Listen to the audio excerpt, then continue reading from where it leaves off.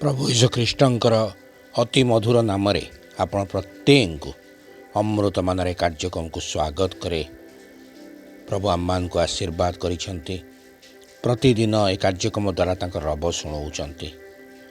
आमाने प्रतिदिन प्रभु चौंतले बसुचु, तांकर वाक्य द्वारा निज जीवन को परीक्षा करुचु। प्रभु आम्मान को सहित रही आम्मान सहित कथा होउचंती। आपण माने अंशी हेतुवारु धन्यवाद जणाए। निश्चिंत भाव में चैनल टी को सब्सक्राइब करी अंशी हुंतु, अन्य मान को मध्य अंशी करांतु।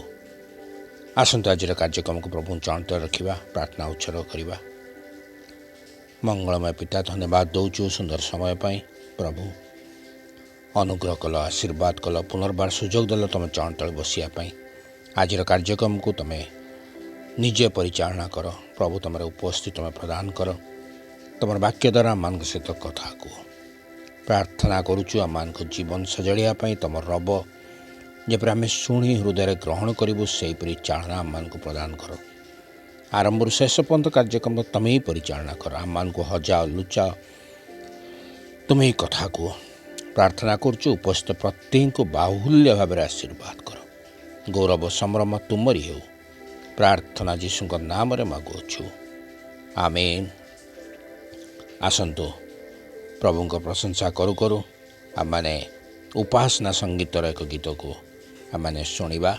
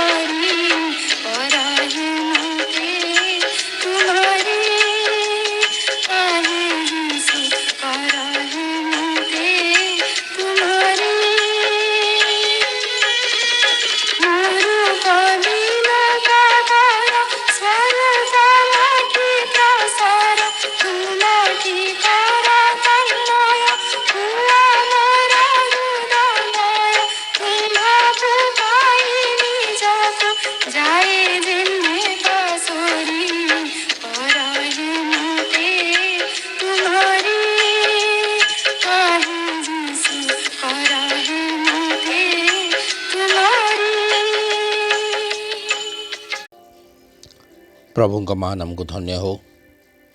ଆସନ୍ତୁ ଆଜିର ଧ୍ୟାନ ମଧ୍ୟକୁ ଯିବା।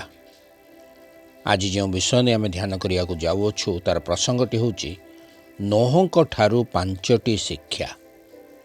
ନୋହଙ୍କ ଠାରୁ 5ଟି ଶିକ୍ଷା। ଆମମାନେ ଧର୍ମଶାସ୍ତ୍ରରୁ ଗୋଟେ ଅଂଶ ପାଠ କରିବା। ଆଦି ପୁସ୍ତକ 6 ପର୍ବ। ଆଦି ପୁସ୍ତକ 6 ପର୍ବ 9 ପଦ ଠାରୁ 12 ପଦର ଶେଷ ପର୍ଯ୍ୟନ୍ତ। ଆଦି ପୁସ୍ତକ 6 ପର୍ବ 9 ପଦ ଠାରୁ 12 ପଦ ପର୍ଯ୍ୟନ୍ତ। ନୋହଙ୍କର ବଂଶାବଳୀ ଏହି। ନୋହ ଆପଣା ବର୍ତ୍ତମାନ ସମୟର ଲୋକମାନଙ୍କ ମଧ୍ୟରେ ଧାର୍ମିକ ଓ ସାଧୁ ଲୋକ ଥିଲେ। ନୋହ ପରମେଶ୍ୱରଙ୍କ ସହିତ ଗମନାଗମନ କଲେ। ନୋହ ସେମ, ହାମ ଓ ଜେଫତ ଏହି 3 ପୁତ୍ରଙ୍କୁ ଜାତ କଲେ। ସେହି ସମୟରେ ପୃଥିବୀ ପରମେଶ୍ୱରଙ୍କ ସାକ୍ଷାତରେ ଭ୍ରଷ୍ଟ ଥିଲା ଓ ପୃଥିବୀ ଦୌରାତ୍ମ୍ୟରେ ପରିପୂର୍ଣ୍ଣ ଥିଲା। ପୁଣି ପରମେଶ୍ୱର ପୃଥିବୀରେ ଦୃଷ୍ଟିପାତ କରି ଦେଖିଲେ ଯେ ତାହା ଭ୍ରଷ୍ଟ ହୋଇଅଛି, ଯେହେତୁ ପୃଥିବୀସ୍ଥ ସମସ୍ତ ପ୍ରାଣୀ ଭ୍ରଷ୍ଟାଚାରୀ ହୋଇଅଛନ୍ତି। ପ୍ରଭୁ ଏ ପଟ୍ଟ ବାକ୍ୟକୁ ଆଶୀର୍ବାଦ କରନ୍ତୁ। ବୁଝିବା ପାଇଁ ଆମମାନଙ୍କୁ ଚାଳନା ମଧ୍ୟ ପ୍ରଦାନ କରନ୍ତୁ। ନୋହ ହେଉଛନ୍ତି ଲେମଙ୍କର ପୁତ୍ର। ନୋହ ଶବ୍ଦର ଅର୍ଥ ହେଉଛି ସାନ୍ତ୍ୱନା। ନୋହଙ୍କର ପରିଚୟ ହେଉଛି ସେ ସେହି ସମୟର ଜଣେ ଧାର୍ମିକ ବ୍ୟକ୍ତି ଥିଲେ, ଜଣେ ସାଧୁ ବ୍ୟକ୍ତି ଥିଲେ ଏବଂ ନୋହ ପରମେଶ୍ୱରଙ୍କ ସହିତ ଗମନାଗମନ କରୁଥିଲେ। ବିଶେଷ ବିଷୟ ହେଲା 11 ପଦରେ ଲେଖାଯାଏ, ନୋହଙ୍କ ସମୟରେ ପୃଥିବୀ ସମ୍ପୂର୍ଣ୍ଣ ଭାବରେ ଈଶ୍ୱରଙ୍କ ଦୃଷ୍ଟିରେ ଭ୍ରଷ୍ଟ ଥିଲା। ପୃଥିବୀ ଦୌରାତ୍ମ୍ୟରେ ପୂର୍ଣ୍ଣ ଥିଲା। ପୃଥିବୀର ସମସ୍ତ ପ୍ରାଣୀ ଭ୍ରଷ୍ଟାଚାରୀ ହୋଇଯାଇଥିଲେ। ସମସ୍ତ ସ୍ଥାନ ପାପରେ ପୂର୍ଣ୍ଣ ହୋଇଯାଇଥିଲା। କିନ୍ତୁ ସେପରି ପରିସ୍ଥିତିରେ ବା ପରିବେଶରେ ରହି ମଧ୍ୟ ନୋହ ଈଶ୍ୱରଙ୍କ ଦୃଷ୍ଟିରେ ଜଣେ ଧାର୍ମିକ ଓ ସାଧୁ ବ୍ୟକ୍ତି ଥିଲେ। ନୋହଙ୍କ ଠାରୁ ଆମେ କିଛି ବିଷୟକୁ ଆଜି ଶିଖିବା। ବିଶେଷରେ 5ଟି ବିଷୟକୁ ଆମେ ଆଜି ଶିଖିବା। ପ୍ରଥମ ବିଷୟ ହେଉଛି ସମସ୍ତ ପରିବେଶରେ ଧାର୍ମିକ ଓ ସାଧୁ ହୁଅ। ସମସ୍ତ ପରିବେଶରେ ଧାର୍ମିକ ଓ ସାଧୁ ହେବା, ଏହା ହେଉଛି ଶିଖିବା। ଆମେ ଯେଉଁ ଜଗତରେ ବାସ କରୁଛୁ ତାହା ମଧ୍ୟ ବର୍ତ୍ତମାନ ପାପରେ ପରିପୂର୍ଣ୍ଣ। ଏହି ପରିସ୍ଥିତିରେ ନିଜକୁ ପ୍ରତିଦିନ ପାପରୁ ରକ୍ଷା କରି ବଞ୍ଚିବା ବହୁତ କଷ୍ଟକର କାର୍ଯ୍ୟ। ନିଶ୍ଚିତ ଭାବରେ ବହୁତ କଷ୍ଟକର ବିଷୟ। ପ୍ରତିଦିନ ଆମମାନଙ୍କ ନିମନ୍ତେ ଶୈତାନର ପରୀକ୍ଷା ରହିଅଛି। କିନ୍ତୁ ନୋହଙ୍କ ଠାରୁ ଆମେ ଶିଖୁ, ପରିବେଶ କେତେ ଖରାପ ଥାଉ ନା କାହିଁକି, ନିଜକୁ ସେହି ପାପରୁ ରକ୍ଷା କରି ଏକ ଧାର୍ମିକ ଜୀବନ କାଟିବା ଉଚିତ। ଅନ୍ୟମାନଙ୍କୁ ଦେଖି ନିଜ ଜୀବନକୁ ପାପର ସହଭାଗୀ ନ କରି ନୋହଙ୍କ ପରି ବଞ୍ଚିବା ଉଚିତ। ପରମେଶ୍ୱରଙ୍କ ସହିତ ଆମେ ଲାଗି ରହିବା ଦ୍ୱାରା ଆମମାନେ ଜଗତର ଅନୁରୂପୀ ନ ହୋଇ ଜଗତର ପାପରେ ନ ପଡ଼ି ନିଜକୁ ବଞ୍ଚିତ କରି ରଖିପାରିବା। ନୋହଙ୍କ ସଦୃଶ୍ୟ। ଦ୍ୱିତୀୟ ବିଷୟଟି ହେଉଛି ପରମେଶ୍ୱରଙ୍କ ସହିତ ଗମନାଗମନ କରିବା। ପରମେଶ୍ୱରଙ୍କ ସହିତ ଗମନାଗମନ କରିବା। ବାକ୍ୟରେ ଲେଖାଯାଏ, ନୋହ ପରମେଶ୍ୱରଙ୍କ ସହିତ ଗମନାଗମନ କରୁଥିଲେ। ଏହାର ଅର୍ଥ ସେ ସର୍ବଦା ପରମେଶ୍ୱରଙ୍କ ଉପସ୍ଥିତିକୁ ଅନୁଭବ କରୁଥିଲେ। ଆମେ କ'ଣ କରୁଛୁ? ଆମେ ଭଲ ଭାବରେ ଜାଣିଛୁ ଯେ ପରମେଶ୍ୱର ସର୍ବଦା ଆମକୁ ନିରୀକ୍ଷଣ କରନ୍ତି, ଆମର ଅନୁସନ୍ଧାନ କରନ୍ତି। ତାଙ୍କର ଚକ୍ଷୁ ସର୍ବଦା ଆମ ଉପରେ ଅଛି। ପରମେଶ୍ୱର ସର୍ବଦା ଆମ ପାଖରେ ଅଛନ୍ତି। ତଥାପି ଆମେ ପରମେଶ୍ୱରଙ୍କ ଉପସ୍ଥିତିକୁ ଅନୁଭବ କରୁନାହୁଁ। ଏ ପାପମୟ ଜଗତର ସମସ୍ତ ପାପରେ ଆମେ ସହଭାଗୀ ହୋଇଯାଉଛୁ। ଆଜି ଯଦି ଆମେ ପରମେଶ୍ୱରଙ୍କ ଉପସ୍ଥିତିକୁ ଅନୁଭବ କରିବା, ସର୍ବଦା ଭାବିବା ଆମେ ପ୍ରଭୁଙ୍କର ଦୃଷ୍ଟି ମଧ୍ୟରେ ଅଛୁ, ସେ ଆମ ସହିତ ଲାଗି ରହିଛନ୍ତି, ତେବେ ଆମେ ମଧ୍ୟ ନିଜକୁ ପାପରୁ ରକ୍ଷା କରିପାରିବା। ନୋହ ପରମେଶ୍ୱର ସହିତ ଗମନାଗମନ କରୁଥିବାରୁ ପରମେଶ୍ୱର ନୋହଙ୍କୁ ବ୍ୟବହାର କରୁଛନ୍ତି। ପରମେଶ୍ୱର ନିଜର ହୃଦୟର କଥା ନିଜ ଲୋକମାନଙ୍କୁ କହନ୍ତି। ସେ ନୋହଙ୍କୁ ନିଜର ହୃଦୟର କଥା ଜଣାଉଛନ୍ତି। ଆମେ ମଧ୍ୟ ପରମେଶ୍ୱରଙ୍କ ସହିତ ରହିବା ଦ୍ୱାରା ସେ ଆମ ସହିତ କଥା ହେବେ ଏବଂ ଆମକୁ ମଧ୍ୟ ନିଜ ହୃଦୟର କଥା ଜଣେଇବେ। ଗୀତ ସଂହିତା 25 ପର୍ବ ତାର 14 ପଦରେ ଲେଖାଯାଏ, ସଦାପ୍ରଭୁଙ୍କ ଗୁପ୍ତ ବିଷୟ ତାହାଙ୍କ ଭୟକାରୀମାନଙ୍କଠାରେ ଥାଏ। ସେ ସେମାନଙ୍କୁ ଆପଣା ନିୟମ ପ୍ରକାଶ କରନ୍ତି। ନୋହଙ୍କ ପରି ଭୟକାରୀ ଓ ସଦାପ୍ରଭୁଙ୍କ ସହିତ ଗମନାଗମନକାରୀମାନଙ୍କୁ ସଦାପ୍ରଭୁ ନିଜର ଗୁପ୍ତ ବିଷୟ ଜଣାନ୍ତି। ତୃତୀୟ ବିଷୟଟି ଯାହା ନୋହଙ୍କଠାରୁ ଆମେ ଶିଖିବା ତାହା ହେଉଛି ଆଜ୍ଞାକାରୀ ହେବା। ଆଜ୍ଞାକାରୀ ହେବା। ନୋହଙ୍କର ଏକ ବିଶେଷ ଗୁଣ ଥିଲା, ସେ ଆଜ୍ଞାକାରୀ ଥିଲେ। ଆଜି ପୁସ୍ତକ 6 ପର୍ବ ଯଦି 22 ପଦକୁ ଆମେ ପାଠ କରିବା, ସେଠି ଦେଖିବା ନୋହ ପରମେଶ୍ୱରଙ୍କ ଆଜ୍ଞା ଅନୁସାରେ ସମସ୍ତ କର୍ମ କଲେ। ପରମେଶ୍ୱର ଯେମିତି କହିଲେ, ଯେମିତି ପରମେଶ୍ୱର ନିର୍ଦ୍ଦେଶନା ଦେଲେ ବା ଡାଇରେକ୍ସନ୍ ଦେଲେ, ନୋହ ସେମିତି କାର୍ଯ୍ୟ କରିଥିଲେ। ଆମମାନେ ଅତି ଭାଗ୍ୟବାନ ବ୍ୟକ୍ତି, କାରଣ ଆମ ପାଖରେ ଈଶ୍ୱରଙ୍କର ବାକ୍ୟ ଅଛି। କେତେ ସୁନ୍ଦର ବିଷୟ ଆମ ପାଖରେ ଅଛି। କ'ଣ ଆମେ ସେହି ବାକ୍ୟ ପ୍ରତି ଆଜ୍ଞାକାରୀ ଅଟୁ? ନୋହ ଚାହିଁଥିଲେ ଅନେକ ପ୍ରଶ୍ନ ପଚାରି ପାରିଥାନ୍ତେ, କିନ୍ତୁ ସେ କୌଣସି ପ୍ରଶ୍ନ ନ ରଖି ଯେମିତି ପ୍ରଭୁ କହିଲେ ସେମିତି କାର୍ଯ୍ୟ କଲେ। ଆମେ କ'ଣ କରୁଛୁ? ପ୍ରତିଟି କାର୍ଯ୍ୟରେ ଅନେକ ପ୍ରଶ୍ନ ଥାଏ ଆମର। ଆମେ ମୁଖରେ ପ୍ରଶ୍ନ ନ ପଚାରିଲେ ମଧ୍ୟ ଆମ ମନ ଭିତରେ ଅନେକ ପ୍ରଶ୍ନ ଖେଳିଯାଏ। ନିଜର ସ୍ୱାର୍ଥ ଥାଏ ଆମର। ନୋହଙ୍କ ପରି ଆଜ୍ଞାକାରୀ ହେବା ଉଚିତ। ବାକ୍ୟ ଅନୁସାରେ ଜୀବନ କାଟିବା ଉଚିତ, କାରଣ ପ୍ରଭୁଙ୍କର ବାକ୍ୟ ହେଉଛି ଆମମାନଙ୍କ ନିମନ୍ତେ ପ୍ରଭୁଙ୍କର ଆଜ୍ଞା, ପ୍ରଭୁଙ୍କର ଆଦେଶ। ନୋହ ଯେପରି ପରମେଶ୍ୱରଙ୍କ ଆଦେଶକୁ ମାନିଲେ, ଯାହା ପରମେଶ୍ୱର କହୁଥିଲେ ତାହା ହିଁ ସେ କରୁଥିଲେ। ତ ନୋହଙ୍କଠାରୁ ଆମକୁ ଶିକ୍ଷା ମିଳେ, ଆମେ ମଧ୍ୟ ନୋହଙ୍କ ପରି ଆଜ୍ଞାକାରୀ ହେବା। ବାକ୍ୟ ଆମକୁ ଯେଉଁ ଆଦେଶ ଦେଉଛି, ଯେଉଁ ଆଜ୍ଞା ଗୁଡ଼ିକ ଦେଉଛି, ଆମେ ତା ଅନୁସାରେ ଆମର ଜୀବନ କାଟିବା ଉଚିତ। ଚତୁର୍ଥ ବିଷୟଟି ହେଉଛି ବିଶ୍ୱାସୀ ହେବା। ବିଶ୍ୱାସୀ ହେବା। ବାକ୍ୟକୁ ବିଶ୍ୱାସ କରିବା ଉଚିତ। ଆମେ 6 ପର୍ବର ଯଦି 17 ପଦକୁ ପାଠ କରିବା ଦେଖିବା, ପରମେଶ୍ୱର ନୋହଙ୍କୁ କହୁଛନ୍ତି ଆମେ ଜଳପ୍ଲାବନ କରିବା। ଆକାଶ ତଳେ ଯେଉଁ ପ୍ରାଣବାୟୁ ଅଛି, ଆମେ ସମସ୍ତ ବିନଷ୍ଟ କରିବା, ସମସ୍ତ ପ୍ରାଣୀ ପ୍ରାଣତ୍ୟାଗ କରିବେ। ନୋହ ଏ ବିଷୟକୁ ସମ୍ପୂର୍ଣ୍ଣ ଭାବରେ ବିଶ୍ୱାସ କରୁଛନ୍ତି। ନୋହଙ୍କ ଜୀବନ କାଳରେ ସେ କେବେ ଜଳପ୍ଲାବନ ଦେଖିନାହାନ୍ତି ବା ଶୁଣି ନାହାନ୍ତି।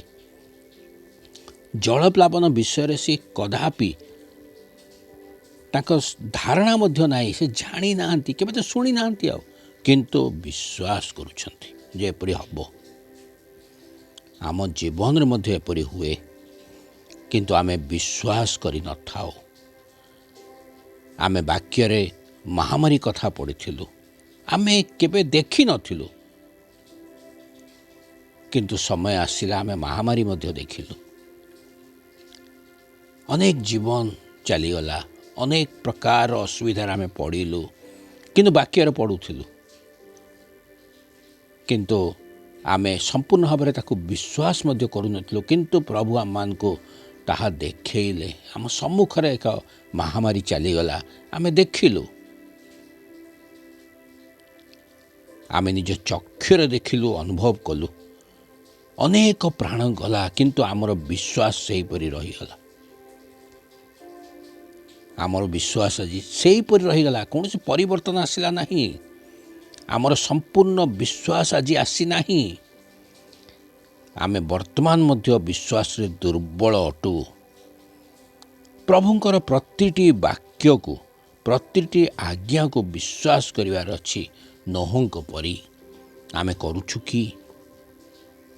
ଆମ ସମ୍ମୁଖରେ ଘଟଣା ଘଟିଗଲେ ମଧ୍ୟ ଆମେ ଚକ୍ଷୁରେ ଦେଖୁଛୁ, କିନ୍ତୁ ପରବର୍ତ୍ତୀ ସମୟରେ ପାଶୁରି ଯାଉଛୁ ଆଉ ପୁନର୍ବାର ସେ ଅବିଶ୍ୱାସୀ ହେଇଯାଉଛୁ। କିନ୍ତୁ ନୋହଙ୍କ ପରି ବିଶ୍ୱାସ କରି ପ୍ରଭୁଙ୍କ ରବକୁ, ପ୍ରଭୁଙ୍କ ବାକ୍ୟକୁ କାର୍ଯ୍ୟ କରିବାର ଅଛି ଏବଂ ସମ୍ପୂର୍ଣ୍ଣ ବିଶ୍ୱାସ ରଖିବାର ଅଛି। ପଞ୍ଚମ ବିଷୟଟି ହେଉଛି ଅନ୍ୟମାନଙ୍କୁ ବିଶ୍ୱାସରେ ଶକ୍ତିଯୁକ୍ତ କରିବା। ଅନ୍ୟମାନଙ୍କୁ ବିଶ୍ୱାସରେ ଶକ୍ତିଯୁକ୍ତ କରିବା। ନୋହ କେବଳ ବିଶ୍ୱାସୀ ଥିଲେ ତା ନୁହଁ, ସେ କେବଳ ଜଣେ ବିଶ୍ୱାସ କଲେ ତା ନୁହଁ, ସେ ନିଜର ପରିବାରକୁ ମଧ୍ୟ ଶକ୍ତିଯୁକ୍ତ କରିଥିଲେ ବିଶ୍ୱାସରେ। 7 ପର୍ବ ତାର 13 ପଦରେ ଦେଖୁ, ନୋହ ନିଜର ପରିବାରର ସମସ୍ତଙ୍କୁ ବିଶ୍ୱାସରେ ଶକ୍ତିଯୁକ୍ତ କରି ଜାହାଜ ମଧ୍ୟକୁ ପ୍ରବେଶ କରାଇଥିଲେ।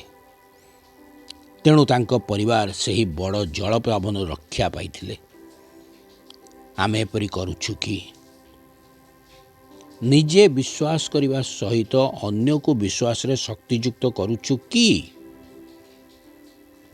ନୋହଙ୍କ ପରିବାର ନୋହଙ୍କୁ ବିଶ୍ୱାସ କରି ଜାହାଜରେ ପ୍ରବେଶ କରିଥିଲେ। ଏହାର ମୁଖ୍ୟ କାରଣ ନୋହଙ୍କର ବିଶ୍ୱାସୀ ଜୀବନ, ପ୍ରଭୁଙ୍କୁ ଧରି ଚାଲିବାର ଜୀବନ। ଯଦି ନୋହ ନିଜେ ବିଶ୍ୱାସୀ ନଥାନ୍ତେ, ଅନ୍ୟମାନେ କିପରି ତାଙ୍କ ଉପରେ ବିଶ୍ୱାସ ରଖିଥାନ୍ତେ? ଆମକୁ ମଧ୍ୟ ବାକ୍ୟ ପ୍ରତି ବିଶ୍ୱସ୍ତ ହୋଇ ଜୀବନ କାଟିବାକୁ ହେବ, ନଚେତ୍ ଆମକୁ କେହି ବିଶ୍ୱାସ କରିବେ ନାହିଁ। ମନେ ରଖନ୍ତୁ, ଆମକୁ କେହି ବିଶ୍ୱାସ କରିବେ ନାହିଁ। ଆମକୁ ମଧ୍ୟ ନୋହଙ୍କ ପରି ଜୀବନ କାଟିବାର ଅଛି। ନୋହଙ୍କ ପରି ଧାର୍ମିକ ହେବାର ଅଛି, ସାଧୁ ହେବାର ଅଛି, ଆଜ୍ଞାକାରୀ ହେବାର ଅଛି, ବିଶ୍ୱାସୀ ହେବାର ଅଛି, ଅନ୍ୟର ସାହାଯ୍ୟକାରୀ ହେବାର ଅଛି। ଆମେ ବିଶେଷରେ ପ୍ରଭୁଙ୍କ ସହିତ ଗମନାଗମନ କରିବାର ଅଛି। ତେବେ ଯାଇ ଆମେ ନିଜେ ରକ୍ଷା ପାଇବା, ନିଜ ପରିବାରକୁ ରକ୍ଷା କରିପାରିବା, ନିଜର ସମାଜକୁ ମଧ୍ୟ ରକ୍ଷା କରିପାରିବା। ନୋହଙ୍କ ଜୀବନରୁ ଆମେ ଯେଉଁ ବିଷୟ ଶିକ୍ଷା କଲୁ, ତା ଖ୍ରୀଷ୍ଟୀୟ ଜୀବନ ନିମନ୍ତେ ଅତି ମୂଲ୍ୟବାନ ଅଟେ। ମନେ ରଖନ୍ତୁ, ଏହି ନୋହଙ୍କ ଠାରୁ ଯେଉଁ 5ଟି ବିଷୟ ଆମେ ଶିଖୁଛୁ, ତାହା ଆମମାନଙ୍କ ବିଶ୍ୱାସୀ ଜୀବନ ନିମନ୍ତେ, ଖ୍ରୀଷ୍ଟୀୟ ଜୀବନ ନିମନ୍ତେ ଅତି ମୂଲ୍ୟବାନ ଅଟେ। ଆମେ କଦାପି ପାଶୁରିବା ନାହିଁ, ସେ 5ଟି ବିଷୟକୁ କଦାପି ପାଶୁରିବା ନାହିଁ। ପ୍ରଥମ ବିଷୟ ହେଲା ସମସ୍ତ ପରିବେଶରେ ଧାର୍ମିକ ସାଧୁ ହେବା। ଦ୍ୱିତୀୟ ବିଷୟଟି ହେଲା ପରମେଶ୍ୱରଙ୍କ ସହିତ ଗମନାଗମନ କରିବା। ତୃତୀୟ ବିଷୟଟି ହେଲା ଆଜ୍ଞାକାରୀ ହେବା। ଚତୁର୍ଥ ବିଷୟ ହେଲା ବିଶ୍ୱାସୀ ହେବା ଏବଂ ପଞ୍ଚମ ବିଷୟଟି ହେଲା ଅନ୍ୟମାନଙ୍କୁ ବିଶ୍ୱାସରେ ଶକ୍ତିଯୁକ୍ତ କରିବା।